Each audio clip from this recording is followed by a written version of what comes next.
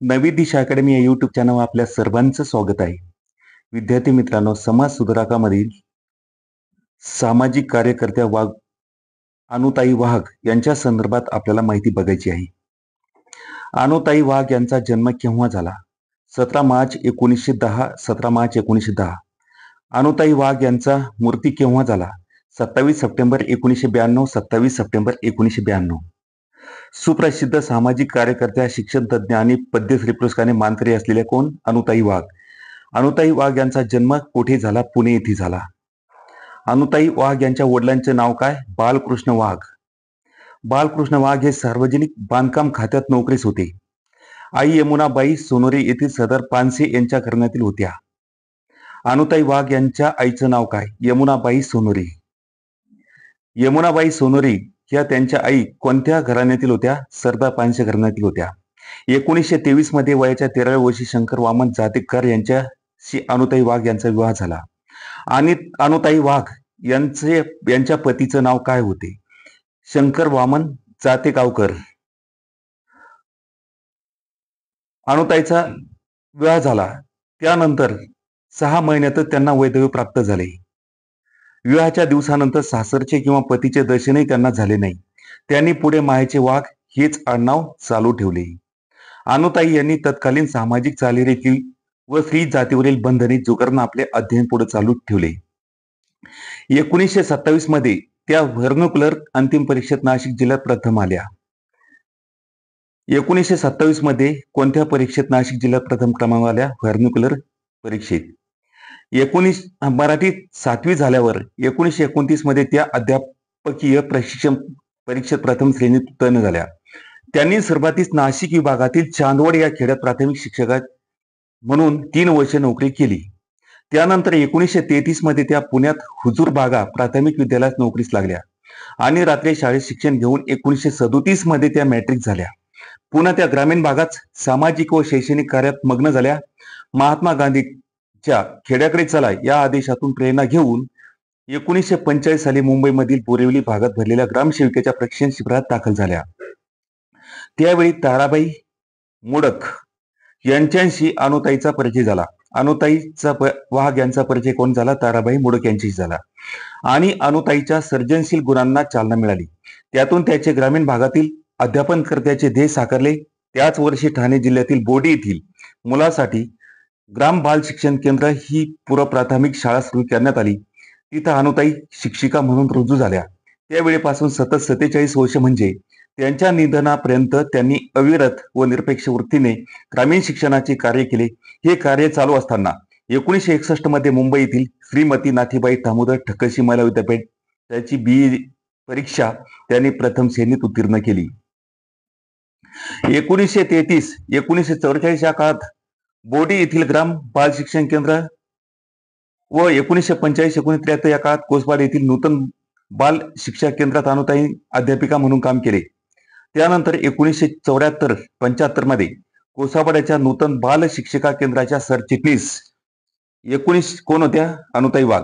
1976-1979 या काळात राष्ट्रीय शिक्षण अनुसंधान व प्रशिक्षण मंडळाच्या कार्यकारिणीच्या सदस्या कोण होत्या? अनुताई वाघ. अखिल भारतीय पूर्व माध्यमिक शिक्षण संस्थेच्या उपाध्यक्ष इत्यादी कार्यभार त्यांनी सांभाळला.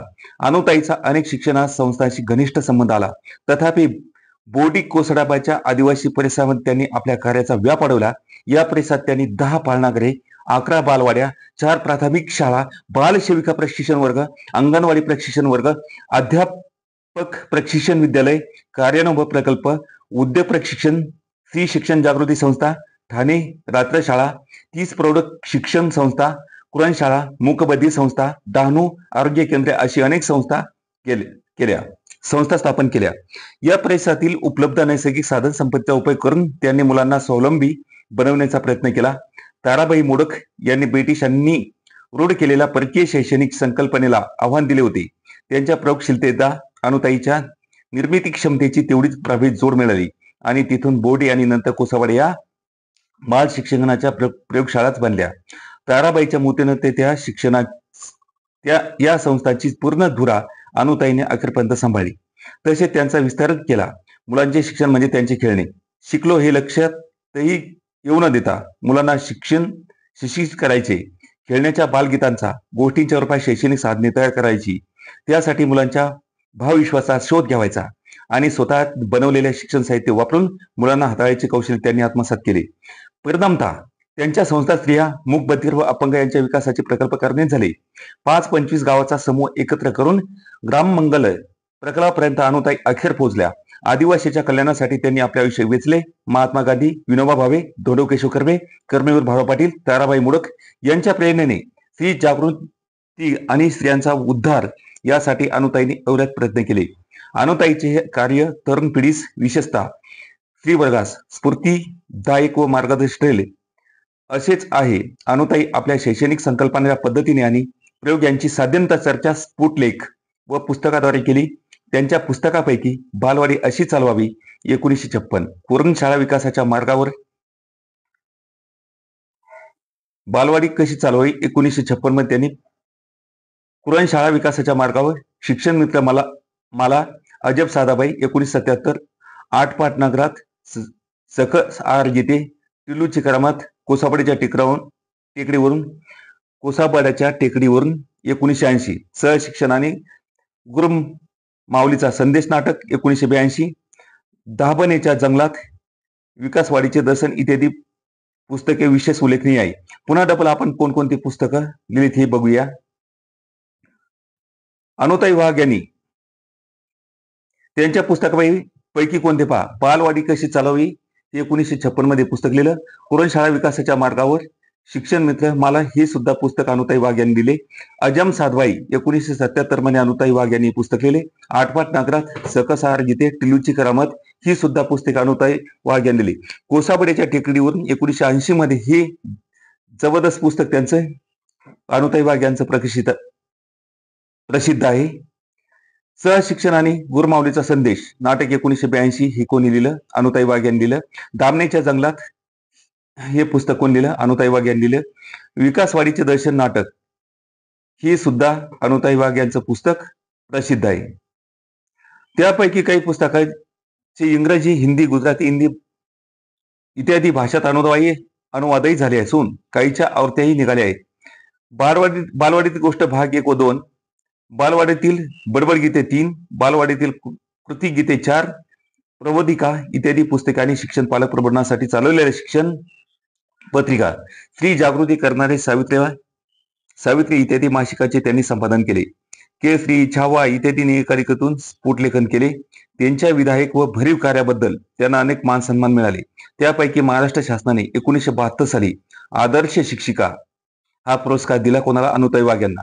व 1975 साली दलित मित्र हा किताब देऊन कोणाचा गौरव केला? अनुताई वाघ यांचा. तसेच त्यांना 1978 साली इचलकरंजीचा फाय फाउंडेशन पुरस्कार कोणाला मिळाला? अनुताई वाघ यांना मिळाला. 1980 साली आदर्श माता सावित्रीबाई फुले पुरस्कार व बाल कल्याण राष्ट्रीय पुरस्कार कोणाला मिळाला? अनुताई वाघ यांना मिळाला. 1985 साली जमनलाल बजाज पुरस्कार कोणाला मिळाला? अनुताई वाघ यांना मिळाला. 1992 साली दीनानाथ मंगेशकर प्रतिष्ठान आशा भोसले पुरस्कार कोणाला मिळाला? अनुताई वाघ यांना मिळाला. तसेच रमाबाई केशव ठाकरे पुरस्कार कोणाला मिळाला? अनुताई वाघ यांना मिळाला. इत्यादी पुरस्कार देऊनही विविध संस्थांनी सन्मानित केले. 1985 साली केंद्र शासनाने पद्मश्री किताब देऊन त्यांचा सन्मान केला. त्यांचे बोडी येथे अल्प आजाराने निधन झाले. हा संदर्भ घेण्यात आलेला आहे फाटक पद्मजा शिक्षण तज्ञ ताराबाई मोडक, मुंबई 1981. तर विद्यार्थी मित्रांनो, आता समाजसूत्रकापैकी सामाजिक कार्यकर्ता अनुताई वाघ या संदर्भात आपण आज माहिती बघितलेली.